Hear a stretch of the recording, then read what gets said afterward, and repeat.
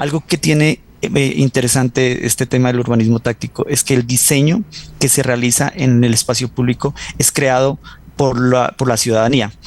Se han realizado procesos de urbanismo táctico en colegios, por ejemplo. Entonces se hace participación a través de los docentes, de los estudiantes, de los padres de familia, de cómo se imaginan ese espacio público de zonas de acceso, de llegada. La planificación. Sobre la planificación, pues ya se define cuál es el diseño, ya se sabe qué es lo que se va a plasmar en el espacio público, ya está seleccionado el lugar. Una vez a eso se hace una visita previa para ver un replanteo de lo que se va a pintar en ese espacio. Se establecen unos cronogramas, el presupuesto para saber cuánta pintura puede, digamos, llevar a cabo estas implementaciones, y finalmente lleva la fase que es la fase de implementación. CITELAB Podcast. Hola, bienvenidas y bienvenidos a este nuevo episodio de nuestro podcast CITELAB Podcast. Hoy nuestro episodio número 6. Y vamos a hablar de un tema súper interesante que vincula la movilidad, digamos, todo este debate de cómo se está planificando las ciudades en torno al transporte, a los peatones, a la bici, en un marco, digamos, de seguridad vial. Y son tácticas para tomar la ciudad. Y hola, Juli, ¿cómo vas? Hola, Diana, ¿cómo estás? ¿Cómo te ha ido? Bien, ¿Qué tal bien. la mañana? ¿Bien? Perfecto. Qué bueno. Sí, es un tema bastante importante. Hemos abordado ya en el podcast varias dimensiones sobre la planificación, pero creo que este en particular tiene mucha importancia precisamente porque es esto de urbanismo táctico, ¿no? Donde entra también esto de el presupuesto, cómo miramos las facilidades para generar planificación. Y hoy nos acompaña un invitado muy especial. Hola, Diego Hidalgo, ¿cómo estás? Un gusto tenerte aquí en este espacio. Hola, buenos días, ¿cómo estás, Julián? ¿Cómo estás, Diana? Pues nada, encantado de poder compartir algo de conocimiento en estos nuevos temas que están dirigidos a las ciudades modernas y contemporáneas, como es el tema del urbanismo táctico. Muchísimas gracias. A ti, Diego. Y bueno, decir que es importante reconocer su trayectoria. Diego es urbanista y fue subsecretario de Planificación de la Alcaldía de Pasto. Actualmente trabaja en la Agencia de Seguridad Vial a nivel nacional con un proyecto de peatones y es asesor del Plan de Ordenamiento Territorial, también fue docente universitario. Entonces, nuevamente, gracias, Diego, por estar acá y compartir este espacio con nosotros. No siendo más, empecemos. Dianita, ¿tienes alguna pregunta de las muchas que hay? Sí, yo creo que justo antes de como siempre hacemos, con cafecito, antes de empezar los episodios, justo estábamos hablando de este vínculo entre la seguridad vial, ¿no? Y las estrategias que se están haciendo de urbanismo táctico. Pero yo quisiera que empezáramos un poco qué está pasando con la seguridad vial, porque la idea un poco también de este episodio es que esta experiencia colombiana un poco aporte a la región. Entonces, Diego, comencemos por ahí. Yo creo, ¿qué está pasando en términos de seguridad vial en Colombia? Bueno, para dar como un contexto un poquito más global, podemos empezar con lo que sucede a nivel mundial. Que según datos de la Organización Mundial de la Salud, al año mueren aproximadamente 1.3 millones de personas por siniestros viales. Desafortunadamente, muere una persona cada 23 segundos. Entonces, son unos indicadores muy altos y las personas que más fallecen en las vías son personas entre los 15 y los 29 años de edad. En ese orden de ideas, pues nuestros jóvenes están presentando pues las mayores muertes en las vías, y en el caso de Colombia, pues presenta para el año 2024 presentó 8.200 muertes por siniestros viales. El único momento en el que bajó el tema de muertes en las vías fue en época de pandemia.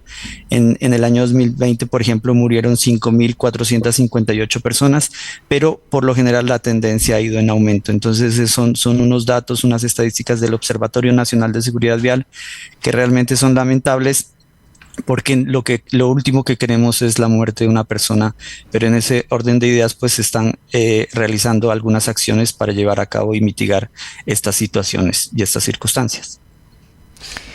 Efectivamente, sí, Diego, y yo creo que ahí es más bien cómo estamos pensando entonces la seguridad vial. Justo tú nos comentabas un tema anclado a la salud pública, ¿no? Cómo se incorpora, y ya no estamos hablando de seguridad vial en el marco meramente, ¿no?, del transporte, de la movilidad, sino que incorpora un problema de salud pública con, digamos, siniestros a nivel, un poco lo que tú nos contabas, ¿no?, a nivel regional, pero a nivel del el caso colombiano. Correcto. Por ejemplo, cada vez que nosotros desde las diferentes entidades territoriales, sea municipio, sea presidencia, gobernaciones y demás, damos unos datos en los cuales hacemos una comparación. Por ejemplo, en Colombia, en el año 2020, según el Ministerio de Salud, murieron por COVID-19 aproximadamente 7.200 personas. Y si nosotros hacemos el comparativo de cuántas personas mueren al año por siniestros viales, son 8.200 personas, es decir, casi 1.000 personas más mueren en las vías de nuestro país. En ese orden de ideas, por ejemplo, para el año 2025, a corte de marzo, según el Observatorio Nacional de Seguridad Vial, han muerto aproximadamente 1.800 personas ya, ¿sí? De esas 1.800 personas, pues hay unos actores que son más vulnerables. Los actores más vulnerables son los motociclistas, los ciclistas y los peatones.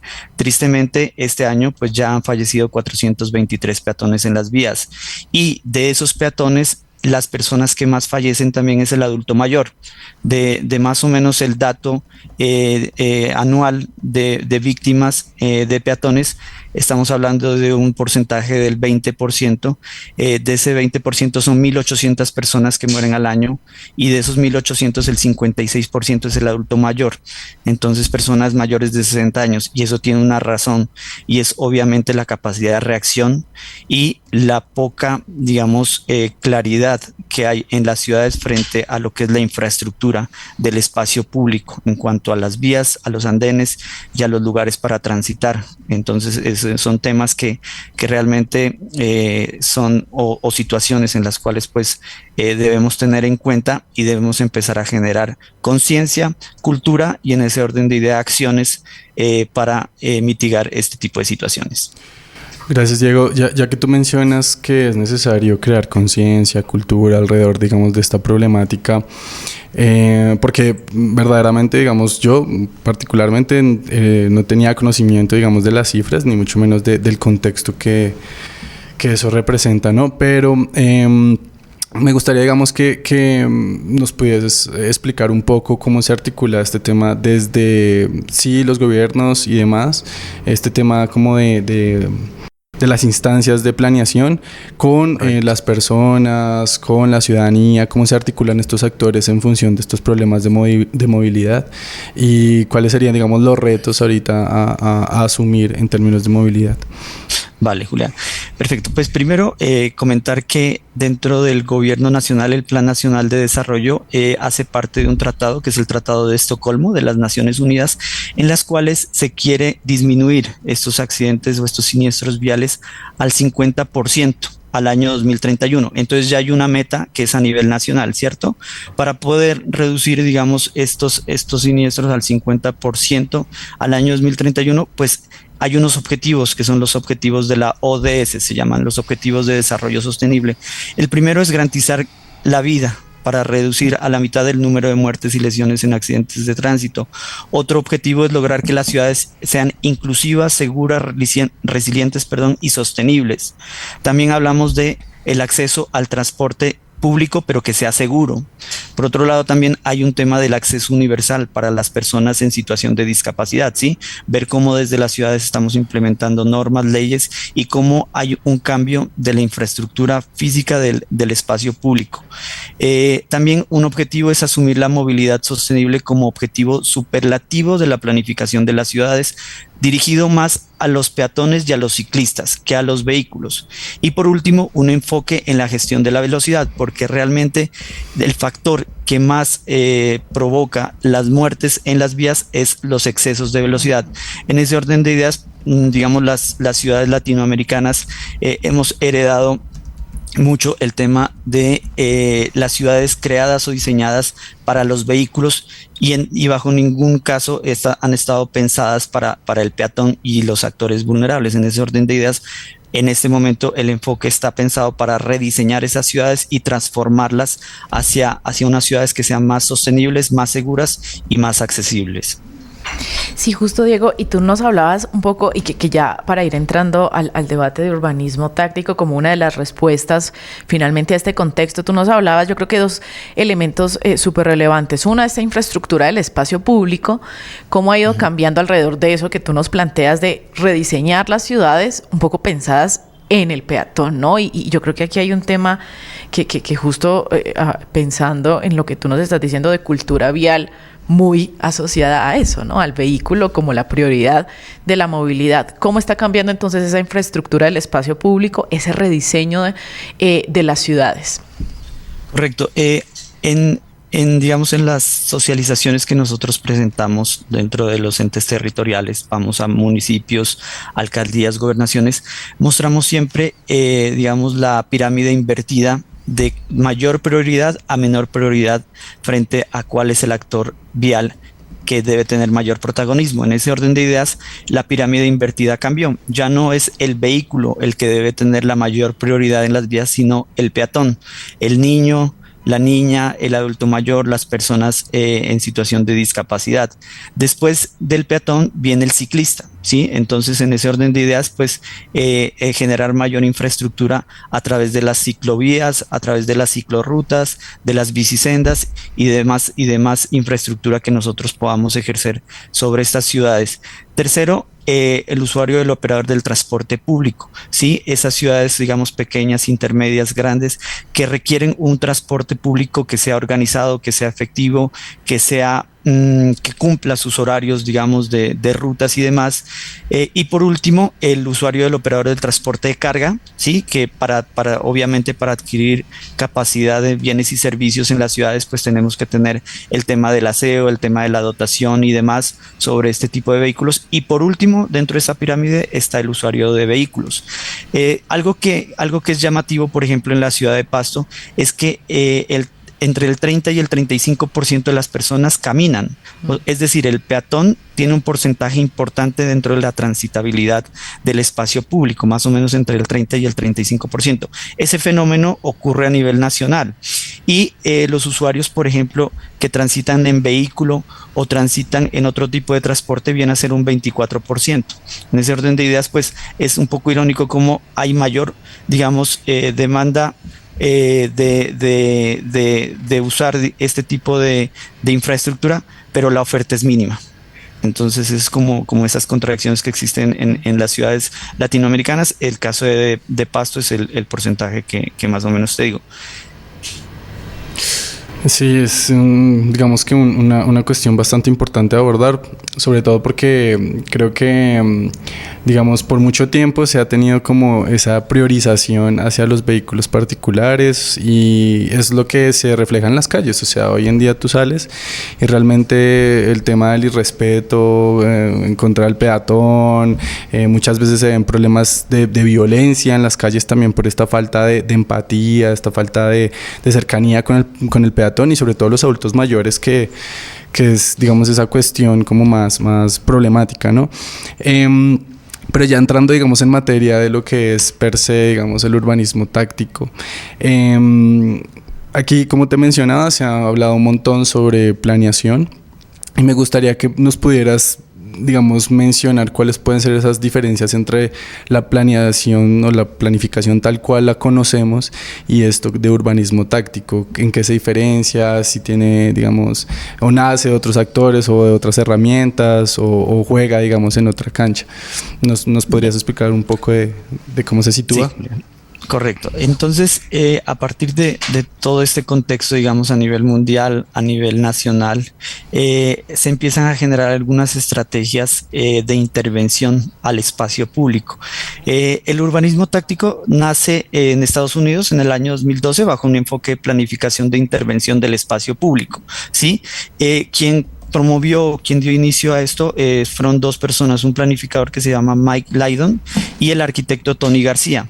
En ese orden de ideas, se empieza a generar una necesidad de transformar las ciudades a partir de unas intervenciones que sean pedagógicas y que sean de bajo costo, es decir, que no generen una transformación de una infraestructura importante. Y además de eso, la rapidez en la ejecución de esto. Pero aunado a digamos, a estas características, también viene un proceso participativo, es decir, que la ciudad haga parte de estas transformaciones de la ciudad y se apropie del espacio público. ¿Por qué? Porque si muchas veces, digamos, a diferencia de la planificación tradicional, los entes territoriales son los que imponen los planes, programas y proyectos para transformar las ciudades, en este orden de ideas, digamos, esto viene de una organización de abajo hacia arriba, es decir, que aquí participen efectivamente los líderes, los presidentes de juntas de acción comunal, las personas que tienen el comercio en las zonas, digamos, de los barrios, bueno, etcétera. Entonces, en ese proceso participativo donde actúa la ciudadanía, empieza a generar algo que es diferente, que se llama la apropiación o el sentido de pertenencia al espacio público. Entonces ya no es algo que es impuesto, sino que es un proceso, digamos, que se va trabajando transversalmente con las autoridades o los entes territoriales, pero que el aporte viene también desde la participación ciudadana. Esa es como la diferencia de pronto entre la planificación tradicional y la planificación a través del urbanismo táctico. Sí, yo creo que es súper importante ir abordando esas cosas. Vamos a un pequeño corte y vamos a regresar porque para cerrar, digamos, tengo dos grandes preguntas. Yo creo que Julián por ahí también está pensando en esta idea de los procesos de planificación del urbanismo táctico. Así un corte pequeñito y regresamos. Chequea este y otros contenidos de nuestro canal de YouTube en la sección Podcast. Y ahora también los contenidos de Flaxo Radio en Spotify. flaxoradio.es. ¿Te gustó este episodio? No te pierdas lo que viene. Suscríbete a nuestro podcast en Spotify y YouTube. Búscanos como Flaxo Radio CITELAB. Puedes seguirnos en Instagram como @CITELAB para estar al tanto de los nuevos episodios, contenido exclusivo y mucho más. CITELAB, construyendo capacidades para la innovación pública. CITELAB Podcast. Bueno, recordarle a toda la comunidad de oyentes que pueden seguirnos en nuestras diferentes redes sociales como @CITELAB en Instagram y @CITELAB en LinkedIn también. Continuemos con este debate, está bastante interesante. Sí. Diego, yo creo que un poco la idea también es eso, ¿no? ¿Qué ejemplos se están haciendo, qué estrategias se están implementando en Colombia en términos de urbanismo táctico para esto, ¿no? Para disminuir, para incidir en mejorar esta cultura vial? ¿Qué ejemplos tú consideras son relevantes un poco para que quienes nos ven y nos escuchan conozcan el caso colombiano? Efectivamente, te comentaba, Diana, que el urbanismo táctico cuenta con unas fases de implementación que pienso es importante darlas a conocer para posteriormente dar algunos ejemplos de cómo podemos llevar a intervenir, digamos, o esas buenas prácticas que existen aquí en Colombia y en la misma ciudad de Pasto. Entonces, partamos de que hay 4 fases. Hay una fase que es iniciativa, donde se hace un análisis general de los requisitos de lo que va a tener este urbanismo táctico y se busca un promotor, es decir, quién va a apalancar un poco a nivel económico, como decía Julián en un inicio, el tema digamos, de la pintura, de posiblemente de esas mesas de trabajo donde el proceso participativo se lleve a cabo a través de un diseño. Algo que tiene interesante este tema del urbanismo táctico es que el diseño que se realiza en el espacio público es creado por la ciudadanía. Se han realizado procesos de urbanismo táctico en colegios, por ejemplo. Entonces se hace participación a través de los docentes, de los estudiantes, de los padres de familia, de cómo se imaginan ese espacio público de zonas de acceso, de llegada, de zonas o de puntos donde en los colegios pueden los padres dejar a sus hijos, que son puntos seguros. En otros casos, por ejemplo, en el espacio público también existe el urbanismo táctico a través del diseño pensado para el adulto mayor. En la ciudad de Pasto se llevó a cabo un proceso en el cual el diseño fue realizado al frente de las catedrales, precisamente para generar conciencia y generar un espacio como de apropiación de que ese paso de la acera hacia el atrio donde existe la iglesia, pues es un acceso también que pertenece al peatón, especialmente al adulto mayor, que es el que más va a misa y visita, digamos, este tipo de infraestructura y cultos. En ese orden de ideas, pues, digamos, el diseño es importante y se establece a través de ese proceso. Entonces, esta primera fase inicial es buscar un promotor, ver qué diseño va a tener este urbanismo táctico y de pronto mirar unas consideraciones jurídicas, porque si bien se hace a través de un tema de comunidad, tenemos que tener en cuenta que aquí pues la autoridad de tránsito debe al momento de hacer una intervención pues detener el tráfico. Entonces se implementa un PMT, que es un plan de manejo de tránsito, precisamente para que cuando se vaya a intervenir el espacio público, los vehículos, las motos pues puedan digamos desviar este flujo hacia otros lugares, y ojalá que se realice digamos en espacios o en tiempos del día que son horarios valle, o los fines de semana donde el tráfico pues no es importante. El segundo paso es la implementación, la planificación. Sobre la planificación, pues ya se define cuál es el diseño, ya se sabe qué es lo que se va a plasmar en el espacio público, ya está seleccionado el lugar. Una vez a eso se hace una visita previa para ver un replanteo de lo que se va a pintar en ese espacio. Se establecen unos cronogramas, el presupuesto para saber cuánta pintura puede, digamos, llevar a cabo estas implementaciones, y finalmente lleva la fase que es la fase de implementación, donde ya se hace, digamos, la pintura en el lugar, y la última fase es una fase de monitoreo, donde después de hacer la pintura se evalúa, digamos, cuál es un plan para definir la temporalidad de esta intervención de urbanismo táctico, porque la intervención de urbanismo táctico puede ser a corto, mediano o a largo plazo. Es decir, pueden ser planes pilotos nada más, que es para ver cómo es el comportamiento en la movilidad, o realmente puede llevar a efectuarse de una manera permanente, donde también haya un cambio de la infraestructura física de ese espacio. Entonces, esas son unas etapas en las cuales se interviene el urbanismo táctico. Segundo, pues puedo dar unos dos ejemplos a nivel muy general para no extenderme. En la ciudad de Pasto, como yo te decía, se realizó en la calle 18 al frente de una catedral que se llama La Merced, una implementación de urbanismo táctico que es un paso seguro. Es decir, no se pinta una cebra, sino que se pinta un diseño de las personas que en el proceso participativo decidieron realizar. En el caso de la ciudad de Pasto, en esta intersección se realizó una marca en el espacio público de algo denominado chumbe, que es una faja tejida a mano realizada por los antiguos pastos o por los antiguos indígenas, y se llevó a cabo la pintura con unos colores muy llamativos de ese paso, que no es una cebra, sino que es la implementación de ese diseño en ese espacio público, y en la cual esto da una alerta al vehículo para decir, miren, este espacio también pertenece al peatón, porque cuando tú te bajas de tu vehículo, de tu moto o de tu carro, también eres peatón, ¿cierto? Entonces, este ejemplo empieza a mejorar, digamos, la visibilidad en el espacio público.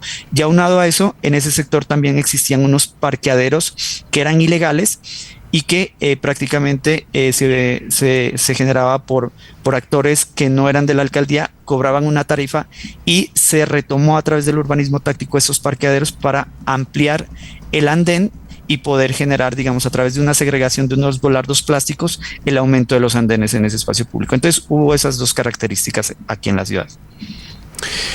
Uy, muy interesante esos casos, sobre todo porque logran ser transversales, digamos, a muchas dimensiones en relación a la planificación, ¿no? Que vincular a actores comunales, pero también que estén los funcionarios, digamos, ahí al tanto de la planificación. Y creo que dentro de lo que he podido concluir mientras vamos desarrollando el debate, este urbanismo táctico incita e invita al planificador a salir del escritorio. Es decir, es muy del caso. Si hay un problema de infraestructura, hay que ir, mirar cuáles son las situaciones de contexto que generan que se desarrolle esta problemática. y empezar a planificar en relación a diferentes actores, como es el actor comunal, ¿no? Entonces, tú ahorita que respondías, hacías referencia a los tiempos quizás que puede, digamos, tener, o los tiempos de impacto que puede llegar a tener esto del urbanismo táctico. Decías que hay planes que pueden ser planes piloto para definir más o menos cómo se puede orientar o la planificación. Mi pregunta es, digamos, si bien hay esta perspectiva a corto plazo, a mediano plazo o a largo plazo, ¿hasta qué punto estas intervenciones logran impactar de forma duradera los territorios, llámese populares o periféricos, que quizás no hacen parte o no están tan vinculados con este tema de urbanización o planificación bien situada, ¿no? Normalmente, digamos, dentro de la parte de la infraestructura física de las ciudades existen algunos espacios que son remanentes de ciudad, ¿cierto? Unos lugares donde, como tú muy bien lo dices, en sectores segregados de la ciudad, estos espacios, pues prácticamente no hay un doliente, o de pronto el Estado, la alcaldía, el municipio no llega a esos lugares. Por ende, en este momento de pronto no puedo hablar un caso puntual en Colombia, pero sí en Etiopía hubo o existió un caso exitoso en el cual, por ejemplo, había una bahía grande de parqueadero, de espacio público en un sitio medianamente asfaltado. ¿Y qué sucedió? Ese espacio público se lo pintó y se lo retomó a través de la comunidad para pintar una cancha de fútbol, simplemente con unos arcos, en el cual la misma comunidad, a través obviamente de la directriz del proceso de urbanismo táctico, llevó a cabo un espacio público que era un espacio remanente, subutilizado, de parqueaderos de vehículos, digamos de motos, de carros, de buses y demás, y fue poco a poco apropiando esos espacios, generando, por ejemplo, una cancha. El urbanismo táctico no solamente puede estar dirigido, digamos, al paso de puntos seguros, sino también a remanentes de ciudad. Y en ese orden de ideas, este urbanismo táctico se puede trabajar también con ciclos, bicisendas, se llama bicisendas, en el cual no son ciclorrutas, porque una ciclorruta es segregada un poco de la vía sobre el andén, sino que es apropiarse de la vía, es quitarle el carril o el espacio al vehículo y generar, a través de la pintura y de unos elementos segregadores, pueden ser maceteras en concreto, pueden ser volardos plásticos o metálicos, digamos, esos espacios que pueden ser utilizados tanto para el esparcimiento, como el ejemplo que te hablé hace un momento, que puedes generar una zona de permanencia, una plazoleta, una cancha, etcétera, como el mismo tema de la movilidad activa. Y en ese orden de ideas, la movilidad activa dirigida para la bicicleta, donde se puede pintar también pequeñas zonas de la vía, aumentar el carril y darle ese espacio a la bicicleta, o en otros casos segregar el carril vehicular, ampliar el andén cuando hayan, digamos, andenes que son muy, muy pequeños, de 1 metro, de 80 centímetros, se le quita espacio al vehículo y por ende se le amplía el espacio al peatón. Digamos, en Colombia, por ejemplo, en Antioquia, en el Quindío, existen muchas zonas o muchos sectores que son turísticos, en el cual hay el tema de los usos mixtos, es decir, restaurantes, cafeterías y demás, donde se implementa el urbanismo táctico, ampliando los andenes precisamente para el peatón y reduciendo y restringiendo un poquito el tema de la velocidad para que el vehículo vaya por su carril, por un solo carril en un solo sentido, pero de manera restringida. Entonces, estos ejemplos que damos en este momento, pues son ejemplos que se pueden lograr tanto en espacios o en barrios que pueden llegar a ser un poco como segregados, aislados, como en sectores, digamos, de centros históricos de la ciudad o barrios. Entonces también es importante decir el urbanismo táctico dónde puede aplicarse. Puede ser en barrios residenciales, en zonas escolares, en pasos urbanos, en vías urbanas, en el centro histórico, pero la única limitante que tiene el urbanismo táctico y en la cual no se puede aplicar es sobre vías nacionales. ¿Por qué? Por obvias razones, por el tema de la velocidad. En vías nacionales, por ejemplo, o al menos pues en Colombia, digamos, el límite de velocidad en vías nacionales es 120 kilómetros por hora o 90 kilómetros por hora, a diferencia de las velocidades que pueden llegar a estar en vías urbanas, que es 50 kilómetros por hora, o en vías residenciales o escolares 30 kilómetros por hora. Entonces, eso tiene que ver también con el tema de dónde se lleva a cabo las intervenciones de urbanismo táctico, las velocidades. Yo creo que para ir cerrando, a mí me gustaría un poco de todo esto que tú nos has planteado y justo esta explicación que nos dabas de las fases de ese urbanismo táctico, ¿no? De este apalancamiento, la planificación, la implementación, el monitoreo. Y un poco pensando en lo que ya se ha hecho en algunas ciudades ecuatorianas, digamos, desde esa experiencia como subsecretario de Planificación también, ¿qué recomendación le daríamos un poco a esos planificadores que están pensando el urbanismo táctico como una solución a temas de seguridad vial, para que no quede el urbanismo táctico en en una mera pintura en la vía, sin ningún logro, ¿no? Sin ningún resultado asociado a lo que queremos lograr como gobiernos, ¿no? Como gobiernos locales en temas de seguridad vial, en temas, digamos, de un cambio de esa cultura del vehículo hacia el peatón. ¿Cómo hacer que el urbanismo táctico no quede meramente en una pintura en la vía? Claro, Diana, pues efectivamente, como lo hablé en un inicio, las ciudades pues fueron diseñadas realmente mecánicamente, no fueron diseñadas para lo humano. Entonces, ¿cuál es la idea del urbanismo táctico? La idea del urbanismo táctico es dirigirse precisamente a las personas, al ciudadano, o sea, volver a la ciudad de los ciudadanos, no volver a la ciudad de los vehículos. En ese orden de ideas, el urbanismo táctico tiene un objetivo importante, y el objetivo es hacer que las ciudades sean más seguras, más sostenibles y más saludables. ¿Por qué razón? Porque lo que hace el urbanismo táctico es precisamente atacar un poco o vincular el tema de la movilidad activa. Y la movilidad activa conlleva a que, por ejemplo, uno tenga un desgaste de energía físico. En ese orden de ideas, la movilidad activa es transportarse a pie, transportarse en una bicicleta eléctrica, en una patineta eléctrica, etcétera. Y es por eso que el urbanismo táctico puede tener una buena auge, una buena acogida en el espacio público de las ciudades. Además que, como lo hablamos con Julián, esto se hace en fases. Entonces, el urbanismo táctico te da la posibilidad de primero hacer un plan piloto para mirar cómo funciona esa dinámica y la movilidad en ese espacio público. Es decir, hacer como una evaluación de cómo es esa transformación en ese espacio público, puede mejorar digamos, la movilidad o empeorarla. En ese orden de ideas, es una pintura que se hace con bajo costo, que se organiza, vuelvo y te digo, a través de un plan piloto, pero que si de pronto resulta y funciona, pues ya no es un piloto, sino se puede volver un proyecto interino, es decir, un proyecto que se pueda hacer prueba y error y hasta el punto en donde finalmente pueda llegar a ser una obra civil, tanto en los barrios, en las escuelas, como en los centros de ciudad.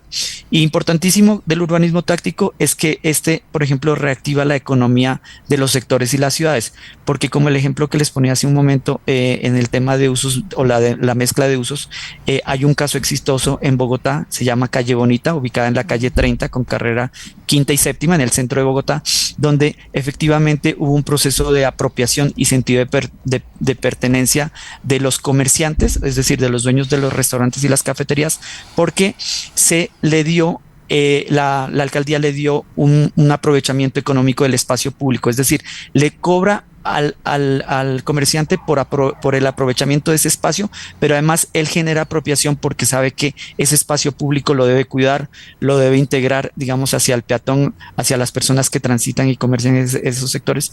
Y en ese orden de ideas, pues digamos, estos son casos exitosos que conllevan a la transformación de ciudades y que pueden generar, digamos, ese pensamiento de los planificadores hacia aplicaciones del espacio público de bajo costo y con un muy alto impacto. Sí, Diego, o sea, muchas gracias por compartir, digamos, esas ideas tan importantes. Tocaste temas supremamente interesantes, como derecho a la ciudad, apropiación del espacio público, que muchas veces no se piensan que están tan articulados con estos temas, ¿no? Y sí. Entonces, agradecerte por compartir con nosotros, por estar aquí democratizando el conocimiento. Gracias, Dianita, por estar en un nuevo episodio de Citelab Podcast. Nos veremos, y yo creo que un poco el mensaje que nos deja Diego es: hay que repensar la ciudad desde los peatones, porque todos somos peatones. Así que muchísimas gracias, Diego, por todas esas reflexiones, aprendizajes y que logre, digamos, incidir positivamente en esos planificadores también. Así es. Hasta Gracias. luego. Que esté muy bien. Chao, Diego. Cuídate. Chao, Diego. Muchísimas Gracias. Feliz día. Muchas gracias. ¿Te gustó este episodio? No te pierdas lo que viene. Suscríbete a nuestro podcast en Spotify y YouTube. Búscanos como Flaxo Radio CITELAB. Puedes seguirnos en Instagram como @CITELAB para estar al tanto de los nuevos episodios, contenido exclusivo y mucho más. CITELAB, construyendo capacidades para la innovación pública.